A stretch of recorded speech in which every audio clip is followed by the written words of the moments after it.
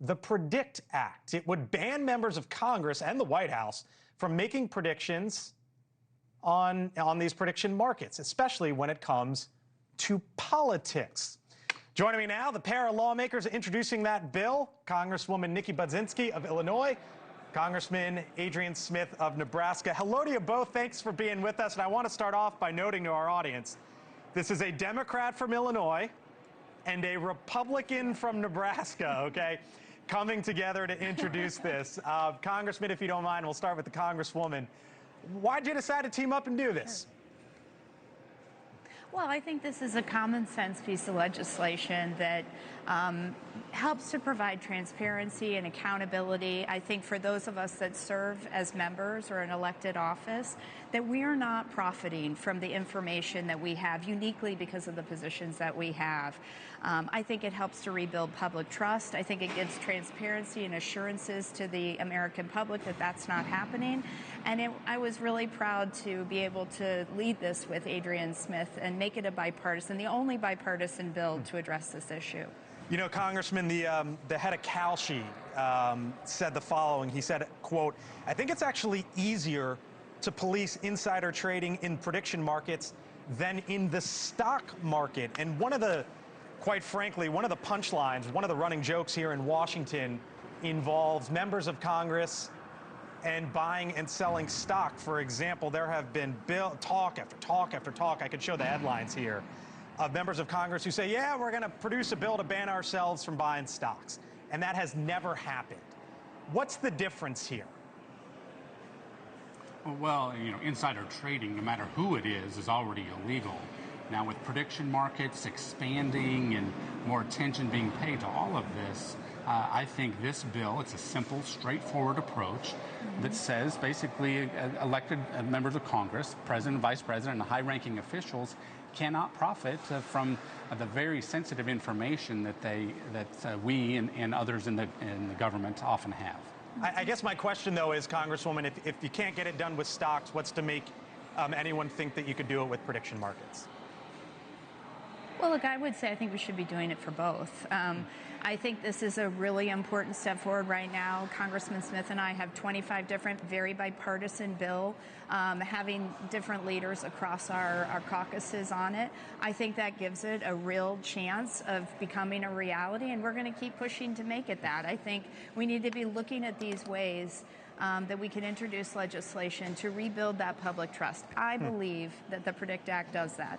All right, let me show our audience here. You both know this, but just sort of what's on Polymarket and what's on CalShe. I believe this is actually a live look right now, so you could bet on anything from, like, you know, the World Cup winner to some breaking news over here, congressional salaries, right? Like, this runs the gamut of sort of anything that you could place a yes/no bet on.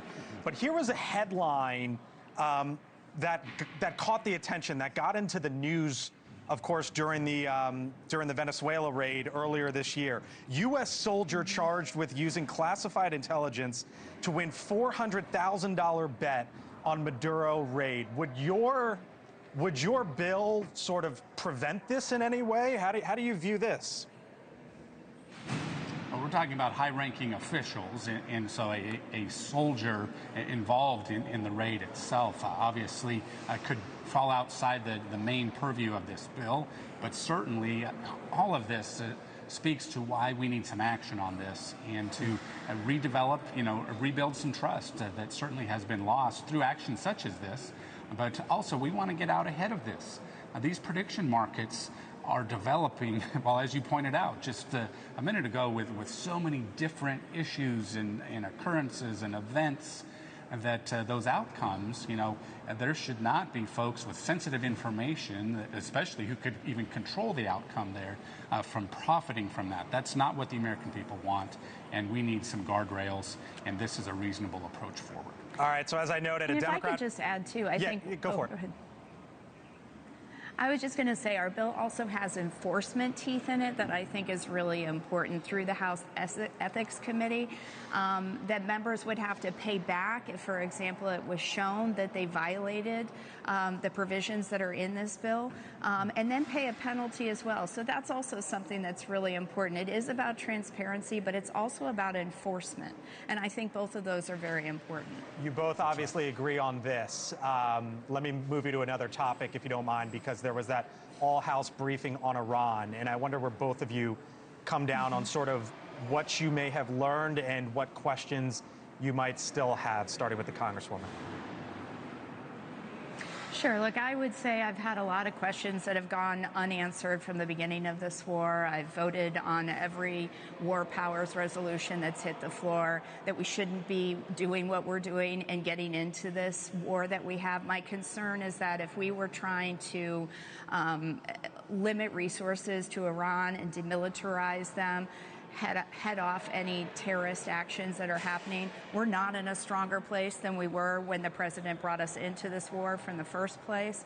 So even with this briefing, I have increasing questions. We now have what seems like a ceasefire on a ceasefire. Whether the Strait of Hormuz is open or not seems to be unclear. So I have a lot of questions and very big concerns about where we are right now. Congressman, what'd you learn? What questions do you have? Sure. Well, I will say that I appreciate Secretary Rubio's transparency. I think he is very capable. His ability to lead the way on peace talks that are ongoing, I think that he is doing a remarkable job. The fact of the matter is, Iran has chanted death to America. We need to believe them. And the fact that they would seek our country's demise, we always need to keep that in mind as we do move forward. I'm glad that there are new developments, I think, in the peace talks. Obviously, Iran, there needs to be some verification on any commitments that they might propose. Congressman Smith, Congresswoman Budzinski, Republican, Democrats standing together. You don't often see it, but you do here on NewsNation. We thank you both for talking to us.